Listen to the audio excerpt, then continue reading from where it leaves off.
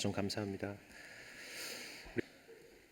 오늘 우리가 함께 읽은 본문 1절의 말씀은 영을 분별하라 하는 말씀으로 시작하고 있습니다. 영을 분별하라, 영적 분별력. 우리는 이런 말씀을 먼저 접하게 되면 본문의 내용과 맥락과는 상관없이 먼저 우리의 머릿속을 스쳐가는 그런 개념들, 또 그런 그림들, 또 그런 생각들이 있을 겁니다. 기도해 보면 저 사람이 진짜인지 가짜인지 알 수 있다라고 할지, 얼굴을 유심히 보게 되면 성령께서 그 사람의 속마음을 가르쳐 주신다랄지, 이런 것들을 생각하는 것이죠. 우리는 그런 식의 표현을 종종 쓰거나 그렇게 말하는 사람들에게 쉽게 미혹되기 쉽습니다. 그리고 심지어는 그런 사람을 굉장한 영적인 사람, 신령한 사람, 영적 분별력이 있는 사람이라 이렇게 생각하기도 합니다. 그러면서 그런 사람들은 많은 사람들을 사술에 매이게 하고 자기가 다른 사람들보다 영적인 위치에 우위에 있는 사람인 척을 하는 것이죠. 그러나 이런 사람들은 교회 역사 가운데 언제나 있었습니다. 구약 시대에도 있었고 신약 시대 그리고 오늘날의 시대에도 있습니다. 그리고 성경은 언제나 그런 사람들의 말에 귀를 기울이라 하지 않고 그런 사람들을 경계하라 이렇게 말씀하고 있습니다. 오늘날은 특히나 이 영성이라는 이 단어, 영성이라는 말이 범람하는 시대, 그것이 인기인 시대라고 해도 과언이 아닙니다. 굳이 어떤 프로그램이나 어떤 운동을 제가 언급하지는 않겠지만 여러분 요즘 기독교 내에서 유행하는 그런 운동들이나 프로그램들을 가만히 생각해 보시면 주로 영성이니 아니면 성령이니 하는 이런 단어들을 쉽게 사용하는 것을 보게 될 것입니다. 심지어 요즘은 기도원이라는 이름보다도 영성훈련원이라는 이런 이름을 붙이는 것을 더 좋아하고 있는 그런 시대입니다. 그리고 이런 표현들 때문인지 모르겠지만 교단이나 교파와 상관없이 우리가 전통적으로 믿어왔던 신앙의 고백들, 성경에 근거한 신앙의 고백들과는 상관없이 그 누구에게든 거부감이 없는 것입니다. 심지어는 믿지 않는 사람들까지 거부감이 없을 정도입니다. 그런데 이런 운동이나 이런 프로그램들의 공통점은 여러분이 보시면 주로 초점이 하나님이 아니라 자기 자신을 향해 있다라는 것도 발견하게 될 것입니다. 거기 가보니까 좋더라. 거기 가니까 뭔가 가슴이 뻥 뚫리는 것 같은 그런 느낌을 받았다. 내가 이거 하고 나서 내 인생에 정말 그동안 막혔던 여러 문제들이 해결됐다. 이런 표현들 안에 담겨 있는 우리의 마음 가운데 내재되어 있는 그런 생각들이죠. 목적이 하나님이 아니라 우리의 자신의 만족에 있는 것입니다. 우리도 보통 그런 식의 표현을 쉽게 하지 않습니까? 우리는 예배 드리러 간다. 우리는 하나님 앞에 하나님께 예배 드리러 간다라는 그런 표현보다는 은혜를 받으러 간다 하는 주체가 또 중심이 우리에게 있는 식의 표현들을 많이 종종 사용하는 것입니다. 이것도 비슷한 생각이죠. 우리는 이 시점에서 우리가 고백하고 있는 웨스트민스터 소요리 문답의 제일 첫 번째 고백을 다시 한번 떠올려 볼 필요가 있습니다. 사람의 제일 되는 목적이 무엇입니까? 그것은 하나님을 영화롭게 하고 그를 영원토록 즐거워하는 것입니다. 우리가 고백하는 것입니다. 다른 건 다 몰라도 이거 하나는 여러분이 꼭 기억하셔야 될 내용입니다. 이것이 우리의 인생의 목적이고 우리가 예배하는 이유입니다. 신앙을 통해서 내가 영광을 받고 내가 즐겁고 내가 만족을 누리는 것이 아닙니다. 우리는 이것이 거꾸로 되어 있지는 않은지 항상 점검해 봐야 하는 것입니다. 그렇다면 그런 모임이나 단체들이나 그런 프로그램들은 다 잘못된 것이냐? 우리 기독교 신앙의 안에서는 그런 요소가 없다는 말이냐? 이런 것들은 다 가짜고 모두 다 우리가 거부해야 되는 것이냐? 이런 생각이 들기도 할 것입니다. 그런 말이 아닙니다. 앞으로는 영성의 영자만 들어가는 그 어떤 것이라도 무슨 두드러기 반응이나 알레르기 반응을 보이라 하는 그런 말이 아닙니다. 오늘 1절 말씀을 한번 여러분 보시기 바랍니다. 이렇게 말씀하죠. 사랑하는 자들아 영을 다 믿지 말고 오직 영들이 하나님께 속하였나 분별하라. 많은 거짓 선지자가 세상에 나왔습니다. 영들을 다 믿지 말라 이렇게 했습니다. 이 말은 다 믿지 말라 이것은 믿을 것도 있지만 우리가 믿거나 따르지 말아야 될 것도 있다 하는 것입니다. 그런데 이 표현이 재밌죠. 우리 생각에는 거짓 선지자들을 분별하라 이렇게 생각할 것 같은데 거짓 선지자들을 분별하라 이렇게 말하지 않고 영들이 하나님께 속하였나 분별하라 이렇게 말하고 있습니다.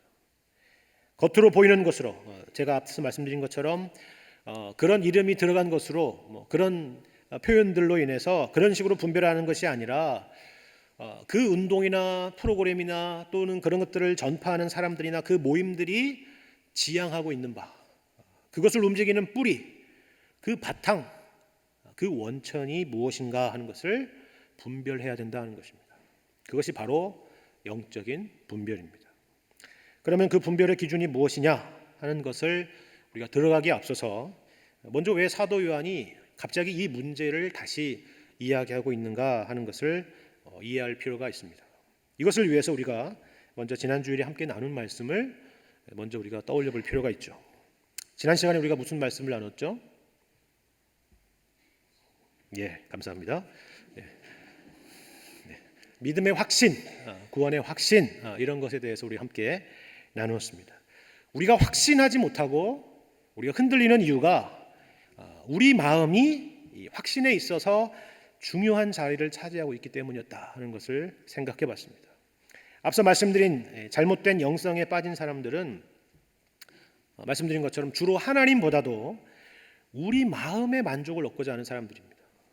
그렇기 때문에 그것에 초점을 두고 그것을 약속하는 그런 운동이나 그런 모임이나 그런 프로그램이나 그런 주장들에 우리 마음이 혹하게 되는 것입니다. 그리고 그것이 정말 영적인 것이라 이렇게 생각하는 것이죠. 그런데 뭐라고 말씀했죠? 우리 3장 19절 20절 말씀을 우리가 다시 복습한다는 의미에서 보시면 이렇게 말씀합니다. 3장 19절 20절 이로써 우리가 진리에 속한 줄을 알고 또 우리 마음을 주 앞에서 굳세게 하리니 이는 우리 마음이 혹 우리를 책망할 일이 있어도 하나님은 우리 마음보다 크시고 모든 것을 아시기 때문이라 말씀합니다. 하나님과 하나님께서 우리에게 행하신 일들이 우리 마음속에 있는 생각이나 느낌이나 의지나 이런 것들보다 크다. 내가 실패했다고 해서 하나님이 실패한 것이 아니고 내가 어둠 속에 헤매고 있다고 해서 하나님이 어둠 속에 헤매고 계시는 것이 아니다. 하나님은 우리 마음보다 크시고 모든 것을 아시는 분이시다 하는 것입니다.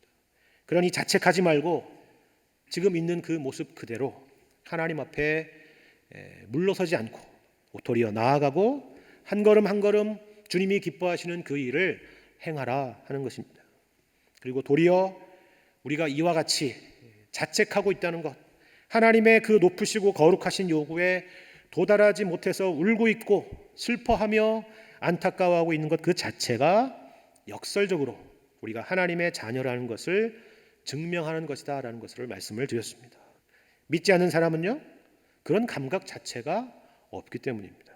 그것이 바로 24절 말씀이죠. 3장 24절 말씀에 그의 계명을 지키는 자는 여기서 그의 계명을 지키는 자라 하는 것은 계명을 다 잘 지키는 완벽한 사람이란 말이 아니라 그렇게 주의 계명을 지키려고 늘 애쓰고 힘쓰는 자는 하나님의 명령과 뜻에 순종하려고 하는 자는 주 안에 거하고 주는 그의 안에 거하시나니 우리에게 주신 성령으로 말미암아 그가 우리 안에 거하시는 줄을 우리가 아느니라 말씀합니다.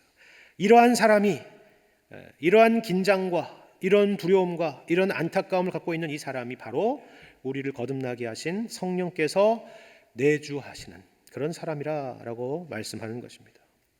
그런데 여기서 보면 그의 계명을 지키는 자는 주 안에 거하고 주는 그의 안에 거한다라는 표현을 주목해 보셔야 됩니다. 단지 우리가 구원을 받았다라고 하는 표현을 쓰지 않고 거한다라는 표현을 쓰고 있다는 것입니다. 예전에도 말씀드린 것으로 기억하는데요. 이건 사도 요한이 잘 쓰는 표현이라고 말씀을 드렸습니다. 요한복음을 보셔도 이 거한다라는 표현을 많이 쓰는데 여기서 거한다 혹은 머문다 영어로 하면 abide 이런 표현을 쓰는 의미는 어떤 상태에 계속 있는 것을 의미한다고 말씀을 드렸습니다. 그런데 그것은 어떤 상태에 계속 있는 무슨 전봇대와 같은 그런 게 아니라 마치 시편 1편의 시냇가에 심은 나무처럼 머물렀지만 거기서 자라고 꽃을 피우고 열매를 맺는 그런 의미를 갖고 있다라고 말씀을 드렸습니다. 우리가 부부의 관계나 부모 자식 간의 관계도 마찬가지일 것입니다. 결혼이라는 관계, 가족이라는 관계라는 것은 변함이 없고 유지하고 머물고 그 안에 거하는 것인데 그 안에서 서로 시간이 지남에 따라서 알아가고 배우고 커가는 것입니다. 요한은 구원을 이와 같은 방식으로 자주 설명한다고 말씀을 드렸죠. 우리와 그리스도의 관계가 이와 같다. 그것은 우리가 구원받은 어느 한순간에 완벽하지만 그렇다고 그것이 완전해지는 것이 아니라 기독교 신앙은 완전주의가 아니라 이와 같이 끊을 수 없는 하나님과 우리의 관계 안에서 자라는 것이다 라고 말씀을 드린 것입니다. 성령께서 우리 가운데 그 일을 하고 계신다. 그것이 바로 이 3장 24절의 말씀입니다. 그리고 오늘 1절 말씀으로 넘어오는 것입니다. 제가 넘어온다라는 표현을 쓰는 이유를 아시겠습니까? 3장으로 끝나고 이제 4장이니까 우리는 챕터가 넘어갔다 이렇게 생각들지만 사실 사도 요한이 이 편지를 쓸 때 3장 24절 그다음 4장 1절 이렇게 쓰지는 않았다는 걸 여러분 잘 아시겠죠. 이 장과 절의 구분은 사실 중세 말기에 정한 것입니다. 사람들이 편의를 위해서. 그러나 사도 요한이 글을 쓸 때는 이렇게 장절의 구분을 가지고 쓰지는 않았습니다. 그러니까 이것은 연결되는 의미가 있다는 것을 여러분이 기억하셔야 되는 것입니다. 제가 그런 의미에서 다시 24절과 1절의 말씀을 연결해서 한번 읽어보겠습니다. 그의 계명을 지키는 자는 주 안에 거하고 주는 그의 안에 거하시나니 우리에게 주신 성령으로 말미암아 그가 우리 안에 거하시는 줄을 우리가 아느니라. 사랑하는 자들아 영을 다 믿지 말고 오직 영들이 하나님께 속하였나 분별하라. 많은 거짓 선지자가 세상에 나왔습니다. 제가 왜 이것을 묶어서 읽었느냐면요, 여기에 등장하는 단어가 우리가 읽은 24절에는 성령으로 되어 있고 1절에는 영 혹은 영들 이렇게 되어 있지만 여기 나와 있는 영들이 복수형으로 되어 있는 것 빼놓고는 헬라어로 다 같은 한 단어입니다. 푸뉴마, 스피릿이라고 하는 하나의 단어입니다. 우리가 영성 하면 이게 진짜인지 가짜인지 그 겉으로는 구분할 수가 없듯이 이 영들이 하나님께 속하였는지 겉으로는 구분하기가 어렵다 하는 말입니다. 왜냐하면 당시에 거짓 선지자들이 말하기를 나는 거짓 선지자입니다. 저는 거짓 교사입니다. 저는 적 그리스도의 영을 가지고 있는 사람입니다. 제가 지금부터 여러분을 미혹하도록 하겠습니다. 이렇게 말했을 리가 없기 때문이죠. 그렇죠? 돌이 어떻게 말했겠습니까? 자기가 굉장히 영적인 사람이며 또 성령의 사람이며 그런 표현들로 사람들을 미혹했을 것이기 때문에 그렇습니다. 사도 요한의 의도는 분명합니다. 그들의 그런 말로 그들이 겉으로 이야기하는 그것으로 구분하는 것이 아니다. 그러면 무엇으로 구분하느냐? 기도로 아느냐? 그것이 아니라 바로 이것으로 구분한다라고 우리에게 말하고 있습니다. 2절, 3절 말씀을 다시 보겠습니다. 이로써 너희가 하나님의 영을 알지니 곧 예수 그리스도께서 육체로 오신 것을 시인하는 영마다 하나님께 속한 것이요 예수를 시인하지 아니하는 영마다 하나님께 속한 것이 아니니 이것이 곧 적 그리스도의 영이니라. 오리라 한 말을 너희가 들었거니와 지금 벌써 세상에 있느니라. 어떤 게 기준이라고요? 예수 그리스도께서 육체로 오신 것을 시인하느냐 부정하느냐, 이것이 기준이라 하는 것입니다. 사실 여기에 등장하는 단어 하나하나가 사실 중요합니다. 예수 그리스도 육체로 오신 것, 이 하나하나가 당시에 이 거짓 선지자들, 거짓 교사들, 이들의 가르침과 우리가 믿고 있는 진리와 대조를 하기 위해서 특별히 사도 요한이 선별한 그런 단어들이기 때문에 그렇습니다. 그렇다면 당시의 거짓 선지자들은 예수를 부인했는가? 예수를 인정하지 않았는가? 물론 아닙니다. 여러분, 우리가 알다시피 이단들도 예수에 대해서 이야기합니다. 예수에 대해서 말을 하죠. 그러나 그것이 중요한 것이 아니라 예수님을 어떤 분으로 이해하느냐 하는 것이 중요한 문제라 하는 것입니다. 그러나 그들의 예수에 대한 이해는 대충 이런 것이었다고 합니다. 당시에 사도 요한 당시에 이 초기 영지주의의 그런 사상을 갖고 있었던 사람은 예수 그리스도를 이렇게 이해했다고 말하죠. 예수는 인간이다. 다만 예수가 사도 세례 요한에게 세례를 받을 때 신성의 그리스도가 예수에게 임했다. 하늘에서 임했다. 그런데 십자가에 달려 죽으실 때 신성의 그리스도가 떠났기 때문에 인간 예수만 남게 되었다. 너희가 그 말씀을 들은 적이 있지 않느냐? 그래서 십자가에서 엘리 엘리 라마 사박다니 나의 하나님 어찌하여 나를 버리셨나이까 라고 부르짖었던 것이다.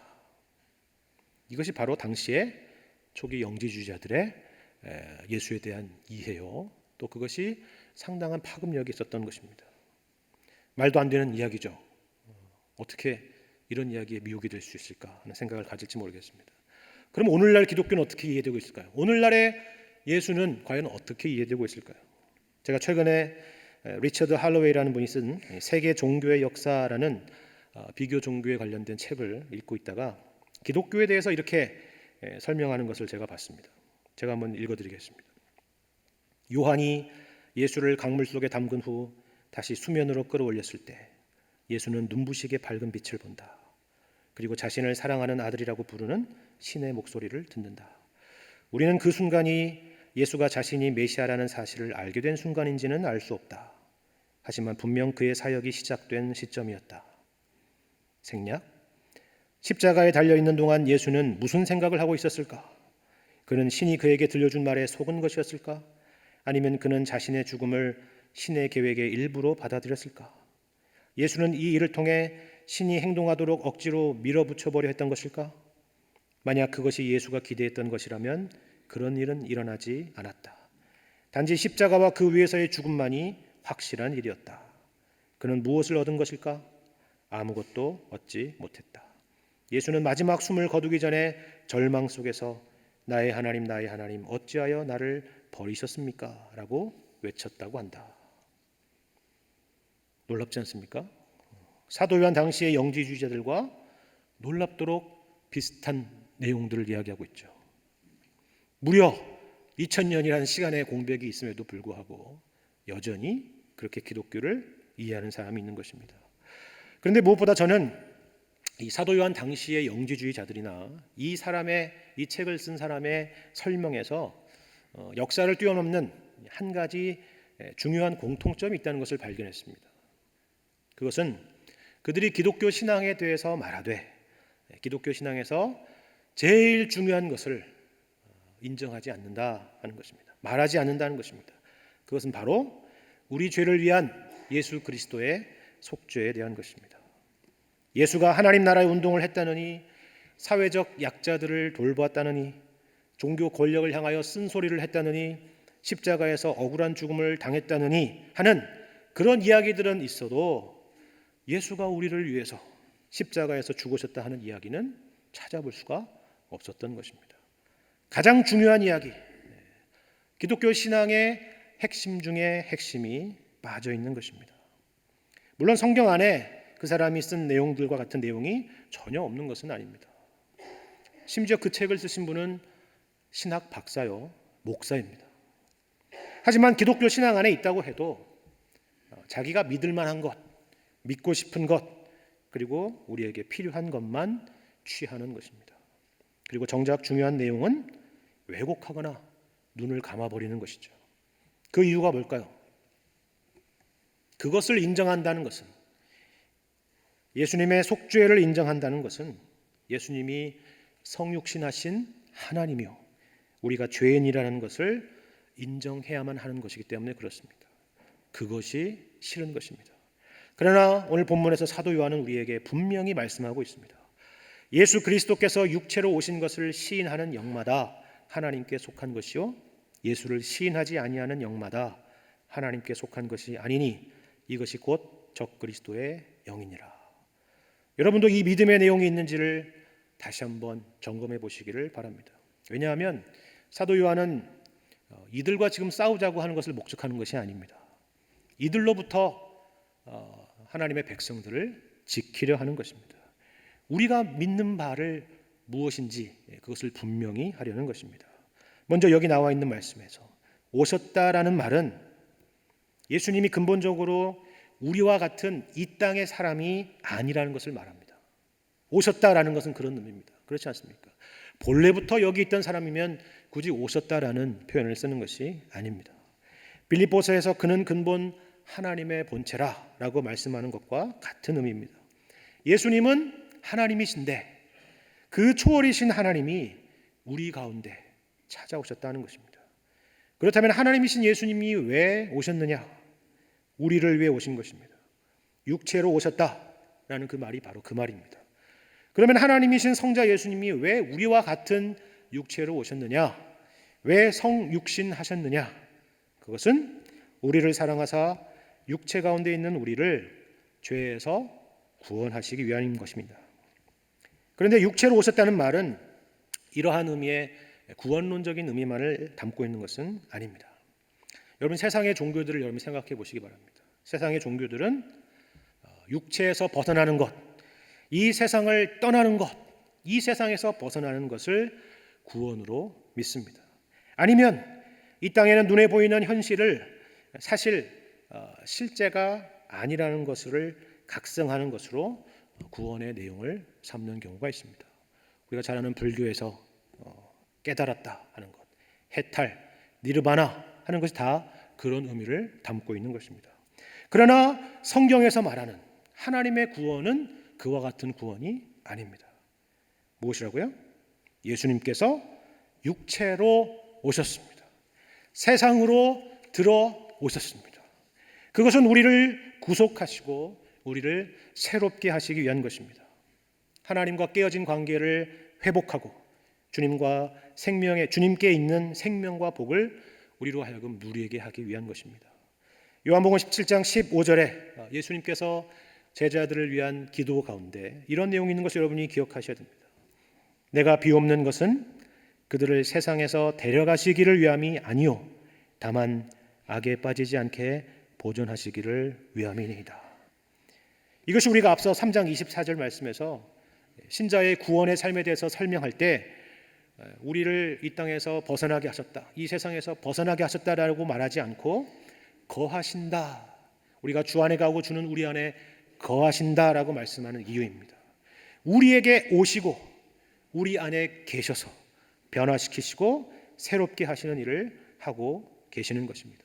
그것이 바로 예수 그리스도께서 육체로 오셨다라는 말의 중요한 의미인 것입니다. 이 믿음을 갖고 있는 사람이 바로 하나님께 속한 사람이요 하나님의 영이 우리 가운데 있다 하는 증거입니다. 예수를 말한다고 자기가 성령의 인도함을 받는 사람이라고, 그 사람이 기독교적인 용어를 사용한다고 해서 하나님께 속한 사람이 아니라 하는 것입니다. 이것을 분별할 줄 알고 미혹되지 말아야 하는 것입니다. 그런데 본문의 말씀은 다만 하나님의 영과 적그리스도의 영을 분별하는 방법, 그 기준을 가르치려는 것에만 목적이 있지는 않습니다. 사도 요한은 이러한 말씀으로 우리에게 또다시 확신을 심어줍니다. 4절 말씀을 함께 보겠습니다. 4절에 이렇게 말씀하고 있습니다. 자녀들아, 너희는 하나님께 속하였고 또 그들을 이기었나니 이는 너희 안에 계신 이가 세상에 있는 자보다 크심이라 말씀합니다. 예수님에 대한 분명한 믿음과 이러한 고백을 가진 자는 하나님께 속했다라고 말하는 것입니다. 여기까지는 좋죠. 여기까지는 우리가 이해가 됩니다. 그런데 이어서 말하는 내용이 조금 이해가 되지 않습니다. 또 그들을 이겼다라고 말하고 있기 때문입니다. 물론 여기서 말하는 그들이란 세상을 말하는 것입니다. 우리가 세상을 이겼다. 그런데 뭘 어떻게 이겼다는 것인지, 왜 이겼다는 것인지 우리는 잘 알 수가 없습니다. 그 이유에 대해서 4절 하반절에 이렇게 말하죠. 이는 너희 안에 계신 이가 세상에 있는 자보다 크심이라. 여러분, 이게 무슨 말씀인지 아시겠습니까? 여러분이 어떻게 예수님을 믿게 되었는지를 생각해 보시기 바랍니다. 여러분이 어떻게 예수 그리스도께서 육체로 오신 것을 알고 믿고 고백하게 되었는지를 생각해 보시기 바랍니다. 여러분이 어떻게 내가 하나님 앞에 죄인이라는 것을 알게 되었는지를 생각해 보시기 바랍니다. 계속 앞서 언급한 책을 말씀드려서 죄송합니다. 근데 그 책이 베스트셀러더군요. 아마존에서 별점이 4개 반입니다. 한글로도 번역이 됐는데 한국 서점에서는 별점이 10점 만점에 9.4점이었습니다. 오, 굉장한 책이죠. 물론 사서 읽어보라는 말은 아닙니다. 그리고 이 사람들이 이 책에 대해서 코멘트하는 내용도 다 상당히 좋은 내용이라는 것을 알게 되었습니다. 근데 많은 내용이 이런 내용이었습니다. 그 중에는 종교에 대해 편협하지 않고 객관적인 시각을 가지고 쓴 책이라 좋았다 하는 것입니다. 여러분, 이 말이 무슨 말인지 아시겠습니까? 이 말은 거부감이 없다는 말입니다. 믿지 않는 세상 사람들에게도 불편하지 않은 내용이었다는 것입니다. 5절 말씀을 보시죠. 그들은 세상에 속한 고로 세상에 속한 말을 하매 세상이 그들의 말을 듣느니라. 기독교의 모양을 갖고 있어도 이런 얘기를 하지 않는다면 그런 영성이라면 세상에서도 거부감이 없는 것입니다. 예전에 교회도 다니지 않으시는 분이 자기가 요즘 아주 감명받은 기독교 책이 있다고 해서 제가 깜짝 놀란 적이 있습니다. 그래서 제가 궁금해가지고 무슨 책입니까? 라고 여쭈니까 조엘 오스틴의 긍정의 힘, Your Best Life Now 라는 책이었습니다. 너를 번영과 성공으로 이끌어주는 최고의 신을 소개해 주겠다는데 그것에 대해서 세상이 거부감을 가질 이유가 전혀 없는 것입니다. 그러나 예수님의 성육신과 십자가의 죽으심과 부활에 대한 이야기는 전혀 다른 이야기입니다. 여러분, 고린도전서 2장 14절 말씀을 기억하십니까? 사도 바울이 이렇게 말합니다. 육에 속한 사람은 하나님의 성령의 일들을 받지 아니하나니 이는 그것들이 그에게는 어리석게 보이며 또 그는 그것들을 알 수도 없나니 그러한 일은 영적으로 분별되기 때문이라. 우리가 그런 사람들이었죠. 하지만 역시나 육에 속했던 우리, 세상에 속했던 우리는 그 어리석어 보이고 세상이 그토록 받아들이지 않고 인정하기 싫고 거부하는 그것을 믿게 된 것입니다. 그러면 우리가 어떻게 예수를 믿고 그분의 성육신과 죽으심과 부활을 믿게 됐을까요? 우리가 어떻게 하나님 앞에 죄인이라는 사실을 받아들이게 되었을까요? 우리가 여전히 세상 가운데 있었다면 여전히 거부하고 반발하고 믿지 않았을 것입니다. 우리가 믿게 된 것은 우리 주님이 우리보다 크시기 때문입니다. 그래서 우리는 이것을 전문 용어로 불가항력적 은혜라 말합니다. 거부할 수 없는 은혜라 말하는 것입니다. 이는 너희 안에 계신 이가 세상에 있는 자보다 크심이라. 하나님이 하신 일이라 하는 것입니다. 오직 하나님의 은혜라 하는 것입니다. 지난 화요일에 여러분이 기도하시고 또 저희 교회에서 환송 예배도 드렸는데 우리 고 정혜숙 성도님의 학원 예배 다녀왔습니다. 가게 된 중요한 목적 중에 하나는 이 일 때문에 한국에서 오신 그 동생분에게 전도를 할 수 있는 기회가 됐으면 좋겠다 하는 생각 때문이었습니다. 그런데 동생분을 통해서 그동안 몰랐던 사실 2가지를 알게 됐습니다. 하나는 15년 전에 먼저 하늘나라로 보낸 태중에서 사망한 쌍둥이 자매가 있었다 하는 사실이었습니다. 그리고 그 일 위에 2년 뒤에는 본인이 위암 판정을 받고 죽음의 위기 가운데 있었다라는 사실이었습니다. 모두 슬프고 안타까운 일이죠. 그런데 놀라운 사실 하나는 그 당시 그 투병으로 인해서 이제 온 가족이 미국을 방문하게 됐고 이 일로 인해서 그동안 믿지 않았던 어머니와 언니가 예수를 믿게 되었다는 사실이었습니다. 그리고 이번에는 아직도 믿지 않는 남동생에게 예수님을 믿을 것을 권면했다라고 합니다. 그리고 그분은 그렇게 하겠노라고 했습니다. 제가 전도할 필요가 없었습니다. 여러분, 놀랍지 않습니까? 우리는 보통 예수 믿어서 잘 되고 그리고 예수 믿어서 성공하는 것이, 형통한 것이 복음을 전하는 가장 중요한 방법이요 효율적인 방법이라고 생각하죠. 너도 예수님 믿으면 나처럼 될 수 있어. 그렇게 말하고 싶은 것입니다. 그리고 그것이 가장 전도의 효과적인 방법이라고 우리는 흔히들 생각을 합니다. 하지만 하나님이 하시는 일은 우리의 생각과 다릅니다. 우리의 실패와 우리의 고난, 심지어 죽음을 통해서라도 얼마든지 하나님은 일하고 계시며 생명을 만들어 가신다라고 말씀하고 있습니다. 하나님은 세상보다, 우리의 이성보다, 우리의 판단보다 크신 분이시기 때문입니다. 하나님이 오늘 여러분과 저를 있게 한 것입니다. 자녀들아, 너희는 하나님께 속하였고 또 그들을 이기었나니 이는 너희 안에 계신 이가 세상에 있는 자보다 크심이라. 이 말씀을 기억하시고 우리가 받은 구원의 은혜가 얼마나 기가 막히고 놀라운 것인가를 생각하시며 감사하시기 바랍니다. 하나님의 크심을 기억하시기를 바랍니다. 그리고 예수 그리스도에 대한 분명한 이 믿음의 내용 위에 주님이 주신 복된 인생을 살아가시는 여러분과 제가 되기를 주님의 이름으로 간절히 축원합니다. 함께 기도하겠습니다.